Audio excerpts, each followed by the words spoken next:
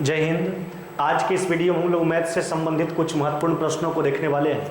आइए question number पहला पर विचार करते हैं। देखिए क्या कहता है। कहता है ए और बी जो है किसी कार्य को अलग अलग 45 दिन और 40 दिन में पूरा करता है। देखिए बात समझिए, ए जो है वह कार्य को 45 दिन में करता है अकेले, और बी जो है उसी कार्य को 40 दिन में पूरा करता है। अब आगे हमसे कहता क्या है, कहता दोनों ने इस कार्य को साथ साथ शुरू किया, लेकिन कुछ दिनों के बाद जो है ए कार्य छोड़कर चला गया।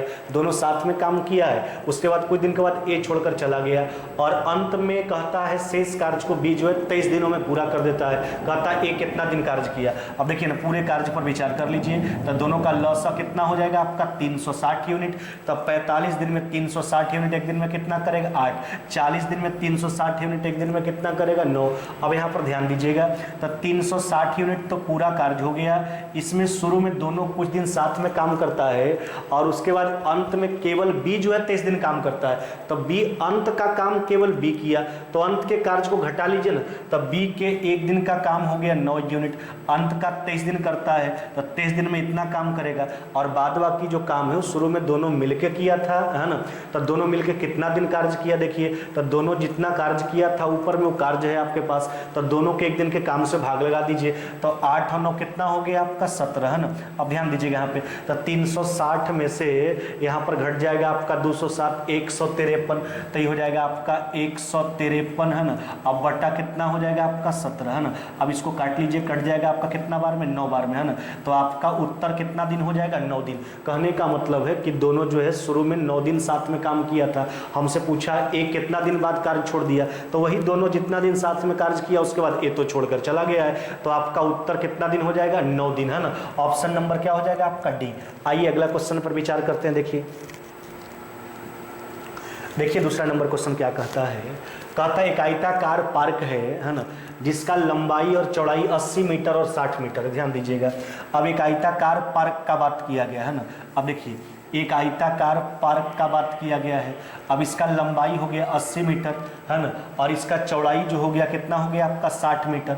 अब कहता है इसके मध्य में प्रत्येक 5 मीटर चौड़ाई वाला केवल 2 मार्ग है, और इस मार्ग को में जड़ने के लिए 50 सेंटीमीटर गुना 50 सेंटीमीटर आकार के कितने पत्थरों की आवश्यकता होगी। पत्थर का संख्या बताना है। देखिए 5 इसमें जो दिया गया है आपका ये आयताकार पार्क जो दिया गया है, इसके अंतर्गत 5 मीटर चौड़ाई वाला केवल 2 मार्ग है। अब 2 मार्ग बना लीजिए 5 मीटर चौड़ाई वाला, इस तरह का बात किया गया है ना। इसके बीचों बीच जो है 5 मीटर चौड़ाई वाला, यह 5 मीटर चौड़ा जो है 2 मार्ग का निर्माण किया गया। अब हम सबसे पहले क्या करेंगे, हमसे कहता है इस मार्ग पर कितना पत्थर लगेगा, तो इसके लिए क्या करेंगे, पूरे मार्ग के क्षेत्रफल में एक पत्थर के क्षेत्रफल से भाग लगा देंगे। अब पहले मार्ग का क्षेत्रफल आप निकाल के देखिए। अच्छा देखिए, तो पहले इस मार्ग का क्षेत्रफल निकालो, तो ये हो जाएगा आपका 80 गुना कितना हो गया आपका 5, है ना। अब प्लस में इसका हो जाएगा आपका 60 गुना कितना हो गया आपका 5, है ना। अब देखिए, अब माइनस में, अब देखिए ना एक बात गौर कीजिएगा, ई जो बीच वाला भाग है ना, इसका क्षेत्रफल इसमें भी हम कर ले रहे हैं और इसमें भी कर ले रहे हैं, तो दोनों तरफ हो जा रहा है, तो एक बार घटाना पड़ेगा इसके क्षेत्रफल को। तो 5 इधर से भी 5 इधर से भी, है ना, यानी एक वर्ग का क्षेत्रफल घटाना होगा, तो ये हो जाएगा आपका 5 गुना कितना हो गया 5। अब देखिए ना, तो ये हो जाएगा 400, अब प्लस में 300, 700 में से 25 चला जाएगा, है ना, तो कितना हो जाएगा आपका 700 में से 25 चला जाएगा, है ना, तो हो जाएगा आपका 600 कितना हो जाएगा 75, 675 हो गया आपका, ये हो गया आपका मीटर स्क्वायर, ये हो गया आपका मार्ग का क्षेत्रफल। अब कहता कितना पत्थर लगेगा, पत्थर का संख्या बताना है, तो क्या करेंगे, मार्ग के क्षेत्रफल में जो है एक पत्थर के क्षेत्रफल से भाग दे दिए। अब देखिए, तो मार्ग का जो डायमेंशन आपका दिया गया था वो मीटर में दिया गया था, और जबकि पत्थर का जो दिया गया वो सेंटीमीटर में दिया गया है, तो ये तो आपका वर्ग मीटर में है, तो इसको सेंटीमीटर को, इसका जो डायमेंशन दिया गया 50 सेंटीमीटर गुना 50 सेंटीमीटर, इसको भी आप मीटर में लिखिए। तो 50 सेंटीमीटर है, अब इसको मीटर में क्या लिखेंगे, 1 बटा कितना 2, तो 1 बटा 2 और गुना कितना हो जाएगा आपका 1 बटा कितना 2। अब ध्यान दीजिएगा, तो हमने क्या किया, पूरे मार्ग के क्षेत्रफल में एक पत्थर के क्षेत्रफल से भाग लगा दिए। कितना पत्थर आएगा, 4 से गुना कर लीजिए ऊपर में, है ना, तो 675, है ना, गुना कितना हो जाएगा आपका 4, 2400, 300 कितना हो जाएगा आपका 2700। कहने का मतलब है टोटल जो है ना 2700 पत्थरों की आवश्यकता होगी इस मार्ग पर लगाने के लिए, है ना। आइए अगला क्वेश्चन पर विचार करते हैं। देखिए अगला क्वेश्चन क्या कहता है, कहता है एक 110 मीटर लंबी रेलगाड़ी जो है वह 60 किलोमीटर प्रति घंटा की गति से दौड़ रही है और कितने समय में यह रेलगाड़ी उस व्यक्ति के पास से गुजरेगी जो इस रेलगाड़ी के विपरीत दिशा में इंजन से 6 किलोमीटर प्रति घंटा की गति से दौड़ना आरंभ करता है। देखिए रेलगाड़ी का स्पीड दिया गया 60 किलोमीटर प्रति घंटा और उस व्यक्ति जिस व्यक्ति को पार करने का बात किया गया है उस व्यक्ति का भी स्पीड है जो रेलगाड़ी के विपरीत दौड़ रहा है ना 6 किलोमीटर प्रति घंटा। अब कहता है व्यक्ति को पार करने में कितना समय लगेगा। अब देखिए आप जानते हैं रेलगाड़ी अगर व्यक्ति को पार करता है यानी खुद की लंबाई को पार करेगा तो खुद का लंबाई उसका कितना है 110। अब देखिए तो दूरी हो गया 110, अपोजिट डायरेक्शन है चाल जुटेगा 60 प्लस में 6 कितना हो गया आपका 66 है ना। तो ऊपर मीटर में किलोमीटर प्रति घंटा में इसको मीटर प्रति सेकंड में एक्सचेंज कर लीजिए, 18 ऊपर भेज दीजिए। चलिए इसको हल कर लेते हैं। 11 से काट लीजिए 10 बार में कट जाएगा, 11 से काट लीजिए 6 बार में, 6 से कट जाएगा 3 बार में और 5 से कट गया आपका 2 बार में। तो 3 गुना 2 कितना हो जाएगा आपका 6 सेकेंड, कितना हो जाएगा आपका 6 सेकंड। कहने का मतलब है वह रेलगाड़ी जो है उस व्यक्ति को 6 सेकंड में क्या कर जाएगा, पार कर जाएगा। आइए अगला क्वेश्चन पर विचार करते हैं। देखिए क्या कहता है, कहता है एक समकोण त्रिभुज का बात किया गया है ना, जिसकी भुजाएं 5 सेंटीमीटर 12 सेंटीमीटर 13 सेंटीमीटर है। समझिएगा बात को, कहने का मतलब एक राइट एंगल ट्रायंगल का बात किया गया है ना। अब देखिए इसमें जो है एक भुजा इसका 5 हो गया, एक भुजा इसका 12 हो गया और एक भुजा कितना हो गया आपका 13 है ना। अब इसको कहता क्या है 12 सेंटीमीटर की भुजा के परितः परिक्रमण कराता है इस आकृति को। अब एक बात सोच के देखिए, इस 12 से ऊपर से इसको पकड़ेंगे और 12 सेंटीमीटर वाला के चारों तरफ मूव जब कीजिएगा, इसको चारों तरफ जब घुमा दीजिएगा इसको। अब सोचिए अगर हम 12 सेंटीमीटर भुजा वाला के चारों तरफ घुमाएंगे तो एक शंकु का निर्माण हो जाएगा। तो इसी प्रकार का जो आकृति बनता है उस ठोस का आयतन बताना है, तो बनाइए आपका शंकु। अब देखिए तो शंकु का जो त्रिज्या होगा, त्रिज्या कितना हो जाएगा 5, क्योंकि इसको घुमाइएगा तो त्रिज्या का काम करेगा, ये ऊंचाई का काम करेगा, जबकि 13 जो है तिर्यक ऊंचाई का काम करेगा। तो हमसे कहता क्या है, हमसे कहता इस आकृति का आयतन बताना। देखिए इसका वॉल्यूम कैसे निकालेंगे, तो शंकु का आयतन क्या होता है 1/3 पाई आर स्क्वायर एच। ध्यान दीजिएगा तो हो जाएगा आपका 1/3 पाई आर स्क्वायर एच, यानी 5 का स्क्वायर ऊंचाई कितना हो गया आपका 12। चलिए इसको 3 से काट लीजिए 4 बार में, 25 गुना 4 कितना हो जाएगा आपका, ये हो जाएगा आपका 100 पाई है ना। अब आपका मामला सेंटीमीटर में है तो 100 पाई सेंटीमीटर क्यूब है ना। यही पूछा गया था आपसे है ना कि अगर राइट एंगल ट्रायंगल को अगर 12 सेंटीमीटर भुजा के चारों तरफ घुमाएंगे तो जो आकृति बना शंकु, शंकु का आयतन बताना था। आयतन आपका हो जाएगा 100 पाई सेंटीमीटर क्यूब। ऑप्शन नंबर क्या हो जाएगा आपका बी। आइए अगला क्वेश्चन पर विचार करते हैं। आइए देखिए क्या कहता है, कहता है किसी वस्तु का जो अंकित मूल्य है उसके लागत मूल्य से 600 रुपया क्या है ज़्यादा है। अब कहता है दुकानदार 12.25% का छूट देता है और 17% का लाभ कमाता है, तो उस वस्तु का लागत मूल्य कितना होगा। देखिए जो यहाँ पर हमको दिया है वह दिया मार्केट प्राइस और कॉस्ट प्राइस के बीच का डिफरेंस 600 रुपया, और हमसे पूछा गया कॉस्ट प्राइस। समझिएगा बात को, देखिए ना, तो हम यहाँ पर कॉस्ट प्राइस को मान लेते हैं कितना 100। अब मार्केट प्राइस देखिए तो 17% का मार्केट प्राइस तैयार करके देखते हैं, 100 रुपया हमने कॉस्ट प्राइस माना। अब देखिए ना, तो 17% का सबसे पहले लाभ कमाना है, तो लाभ कमाने के लिए दुकानदार कीमत बढ़ाएगा, कितना हो जाएगा 117। अब इसमें डिस्काउंट भी देना है, तो देखिए कोई भी दुकानदार छूट अपना घर से नहीं देता है, छूट देने के लिए वापस कीमत को क्या करेगा, वो बढ़ाएगा। तो 12.25% डिस्काउंट का फ्रैक्शन कितना हो जाएगा, वो हो जाएगा 87.75 बटा कितना 100। तो देखिए एक्चुअली कीमत बढ़ाना है तो बढ़ाने के लिए बड़ा वाला ऊपर छोटा वाला नीचे, ये हो जाएगा आपका 87 कितना हो जाएगा आपका 75। अब देखिए यहाँ से दशमलव को हटा दीजिए है ना, ऊपर कितना हो जाएगा आपका 100। चलिए काटिए, 25 से कट जाएगा कितना बार में 4 बार में। अब इसको देखिए 25 से कट गया आपका 3 बार में है ना 75, फिर कट जाएगा 5 बार में और फिर कट गया 1 बार में। अब देखिए 117 से इसको काट लीजिए कितना बार में 3 बार में। अब इस 100 से 100 काट के हटा लीजिए, कहने का मतलब 3 अनुपात कितना हो गया आपका 4। ये जो आया आपका यह हो गया कॉस्ट प्राइस और मार्केट प्राइस के बीच का रेशियो, क्रय मूल्य और अंकित मूल्य के बीच का रेशियो। अब हमसे देखिए क्या कहता है, हमसे तो पूछा एक्चुअली गया क्रय मूल्य है ना, हमको दिया गया है क्रय मूल्य और अंकित मूल्य के बीच का अंतर। देखिए अंतर जो है कितना का है 600, बोला था कि जो अंकित मूल्य है वह लागत मूल्य से 600 ज़्यादा है, तो 600 जो ज़्यादा है यूनिट के रूप में कितना है, यह 1 यूनिट का मान है ना, तो 1 यूनिट बराबर 600। आपसे लागत कीमत पूछा गया, लागत कीमत का यूनिट कितना हो गया आपका 3, तो 600 गुना 3 कितना हो जाएगा आपका 1800 रुपया, कितना हो जाएगा आपका 1800। ऑप्शन नंबर क्या हो जाएगा आपका डी। आइए अगला क्वेश्चन पर विचार करते हैं। देखिए कहता है 3 सेंटीमीटर व्यास वाली शीशे की गोलाकार गेंद को पिघलाकर जो है 3 गोलाकार गेंदें बनाई जाती हैं, इनमें से 2 गेंद का व्यास दिया है ना 1.5 और 2 सेंटीमीटर, तीसरे गेंद का व्यास पूछा गया। सोचिए तो एक बड़ा गेंद था उसको पिघलाकर 3 छोटा छोटा गेंद बनाया गया है ना, तो बड़ा जो 3 बनाया गया उसमें 2 का व्यास दे रखा, तीसरा का पूछा। अब सोचिए एक बात ध्यान दीजिएगा, तब बड़ा वाला को पिघलाकर तीनों छोटा गेंद बना रहे हैं, इसका मतलब है कि बड़ा वाला का जो आयतन होगा तीनों छोटा के आयतन के बराबर होगा।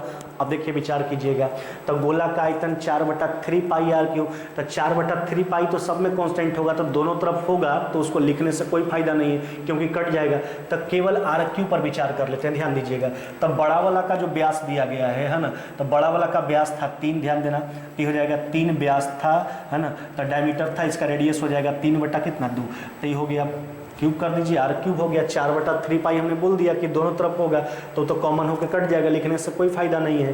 तो हो जाएगा आपका बड़ा वाला का आयतन जो होगा तीनों छोटका के आयतन के बराबर होगा, उसमें 1 का व्यास दिया है 1.5, त्रिज्या हो जाएगा 1.5/2 का होल क्यूब है ना, और 1 जो दिया गया 2 दिया है, तो हो जाएगा 2/2 का होल क्यूब नहीं, और तीसरा का तो निकालना ही था, उसका व्यास को मान लेते हैं d, तो आधा कर दीजिए d/2 का क्या हो गया होल क्यूब। अब देखिए तो बड़ा वाला का जो आयतन है तीनों छोटका के आयतन के बराबर हो जाएगा। अब यहाँ पर ध्यान दीजिएगा 2 का क्यूब नीचे सबका कॉमन हो जाएगा, इधर से भी और इधर से भी काट के हटा लीजिए, तो 3 का क्यूब कितना हो गया आपका 27 है ना, बराबर में। अब देखिए 15 का क्यूब कितना होता है 3375, लेकिन 3 अंक दशमलव के साथ लिखेंगे, 3.375 है ना। अच्छा 2 का क्यूब कितना हो गया आपका 8 है ना, और जबकि डी का क्यूब हो गया आपका डी क्यूब, ध्यान दीजिएगा थोड़ा, तो लिखेंगे डी क्यू बराबर। अब देखिए ना, तो हो जाएगा 27 में से 11.375 घटा ले रहे हैं, तो कितना हो जाएगा आपका 15.62 कितना हो जाएगा आपका 5, नहीं देखिए ना 27 में से 11.375 घटाएंगे तो ये हो जाएगा आपका 15.625। अच्छा 15,625 किसका क्यूब होता है 25 का, तो इसको हम लिख सकते हैं यहाँ पे 2.5 का क्या लिखेंगे होल क्यूब, नहीं अच्छा उसका क्यूब करेंगे तो 15,625, एक अंक दशमलव को 3 बार गुना कीजिएगा तो 3 अंक दशमलव हो जाएगा। अब देखिए तो पावर समान है तो बेस को इक्वल कर लीजिए है ना, तो यहाँ पर जो है डी का जो मान हो जाएगा कितना हो जाएगा, डी बराबर कितना हो जाएगा आपका 2.5, यही पूछा गया था। जो तीसरा जो गेंद होगा उस गेंद का व्यास बताइए, तो 2.5 सेंटीमीटर आपका उत्तर हो जाएगा ऑप्शन नंबर बी। आइए अगला क्वेश्चन पर विचार करते हैं। देखिए क्या कहता है, कहता है एक व्यक्ति पी जो है 2525 रुपया की पूंजी से व्यापार आरंभ किया और कुछ माह बाद एक दूसरा व्यक्ति क्यू जो है वो 1200 रुपया की पूंजी के साथ पी के साथ जुड़ गया। 1644 रुपया के कुल वार्षिक लाभ में से पी का अंश जो है 1212 था। साझेदार के रूप में क्यू कब जुड़ा, कहता है हमसे कि क्यू कितना महीना बाद जुड़ा। अब देखिए जहाँ तक पार्टनरशिप का सवाल है तो पार्टनरशिप में जो हम लाभ को बांटते हैं पूंजी गुना समय के आधार पर बांटते हैं। जो व्यक्ति जितना पूंजी का निवेश करेगा, जितना समय के लिए निवेश करेगा, वही हिसाब से लाभ दिया जाएगा। अगर पूंजी ज़्यादा है, समय ज़्यादा है तो उसका ज़्यादा लाभ होगा, पूंजी कम है, समय कम है तो उसका कम लाभ होगा। अब देखिए पूंजी गुना समय के आधार पर बांटेंगे, तब पी का जो पूंजी है, ध्यान दीजिएगा, तब पी का जो पूंजी है वो कितना है आपका 2500, कितना 25। अच्छा ये तो व्यापार में शुरू से रहा तो कितना महीना रहा 12 महीना।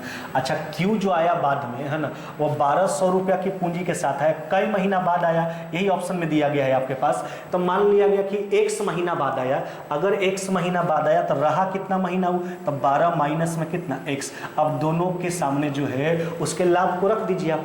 अब देखिए तो लाभ टोटल 1644 रुपया का हुआ है, उसमें पी का लाभ है 1200 कितना 12। अब देखिए तब पी का लाभ हो गया, पी के सामने पी का लाभ लिखेंगे, क्यू के सामने क्यू का लाभ लिखेंगे। अब देखिए ना, तो 1212 घटा लीजिए तो कितना हो जाएगा आपका, तो ये हो जाएगा 400 कितना हो जाएगा, ये हो जाएगा आपका 400 कितना हो जाएगा आपका 32, नहीं तो जो बचेगा 1644 रुपया का पूरा लाभ था, उसमें 1212 जो हो गया पी का, तो 1644 माइनस में हो जाएगा आपका 400, 1212 यानी 400 कितना हो गया आपका 32। यहीं से x का मान निकालेंगे, ध्यान दीजिएगा। अब देखिए ना 12 से इसको काट लीजिए, ठीक है, तो 12 से कटेगा ये कितना बार में कट जाएगा आपका 101 बार में, है ना। अब देखिए तो 101 से ही कट जाएगा आपका कितना बार में कट जाएगा 25 बार में। आगे थोड़ा विचार करके देखिए ना 25 से काटेंगे इसको, है ना, तो 25 से कट जाएगा 4, 12 चौक कितना हो जाएगा आपका 48 बार में। अब देखिए 48 से इसको काट लीजिए, 48 से कट जाएगा कितना बार में 9 बार में, नहीं। अब देखिए ना तो ये हो जाएगा आपका 48 से 9 बार में कट जा रहा है ना। तो हो जाएगा आपका 12 माइनस में x बराबर कितना हो गया आपका 9, तो लिखेंगे इसलिए x बराबर कितना हो जाएगा आपका 3 माह। कहने का मतलब है कि Q जो है, ध्यान दीजिएगा, Q जो है 3 महीना के बाद जो है व्यापार में क्या हुआ था, P के साथ जुड़ा था। आइए अगला क्वेश्चन पर विचार करते हैं। कहता है 8 संख्या का बात किया गया, इसका औसत दे रखा है 20, इसमें प्रथम 2 संख्या का योगफल दिया गया 31 और उससे आगे की 3 संख्याओं का औसत 21.1/3 दिया है। और कहता है हमसे कि 7वीं और 8वीं संख्याएं 6ठी संख्या से 4 और 7 ज़्यादा है, 8वीं संख्या का मान पूछा गया। एक बात ध्यान दीजिएगा, यहाँ पर टोटल 8 संख्या का चर्चा है, लेकिन 8 संख्या में शुरू के 2 संख्या का योग दे दिया है, उसके आगे के 3 संख्या का औसत दे दिया, तो 5 संख्या का तो चर्चा कर लिया, बचा 6ठा 7वां 8वां। जिस तीनों में रिलेशन दिया गया उसके आधार पर 8वां संख्या का आपको मान बताना है। तो देखिए 6ठा 7वां और 8वां का योग निकालते हैं, ध्यान दीजिएगा। तो 8ठों संख्या का जो औसत है आपके पास वह कितना है 20। अब सोचिए 20 इसका औसत था, योगफल कितना हो जाएगा 20 गुना कितना 8। अब इसमें पहला दोनों संख्या का योग दिया है 31, तो पहला दोनों का तो योग हो गया, और उसके बाद उसके आगे के 3 संख्याओं का औसत है 64/3। देखिए औसत है, इसको योगफल में कन्वर्ट करने के लिए नंबर ऑफ क्वांटिटी से गुना करेंगे। अब देखिए घटा के आप तो 160 में से 95 घटा लेंगे, कितना हो जाएगा आपका 65।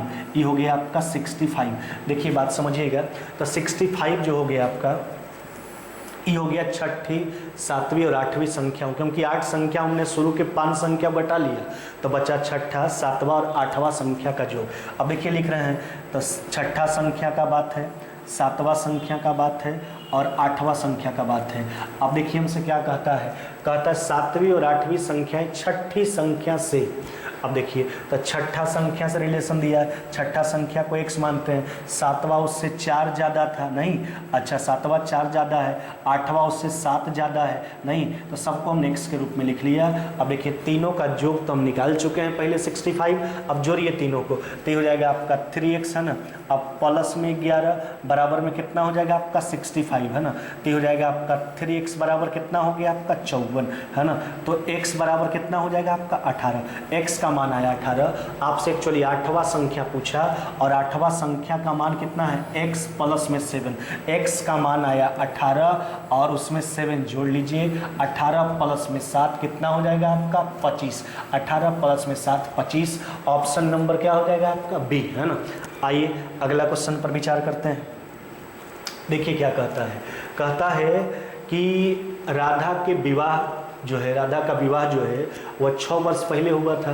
राधा के विवाह की 6 वर्ष हुआ, यानी विवाह 6 साल पहले हुआ था उसका। आज उसकी आयु जो है, उसके विवाह की आयु का 1.1/4। अब बात समझिएगा, अगर विवाह के समय का आयु हम मान लेते हैं 1 यूनिट, ठीक है, तो आज का उसके विवाह का 5/4 गुना, तो आज का आयु हो जाएगा उसका 5/4। रेशियो कितना हो जाएगा आपका 4:5।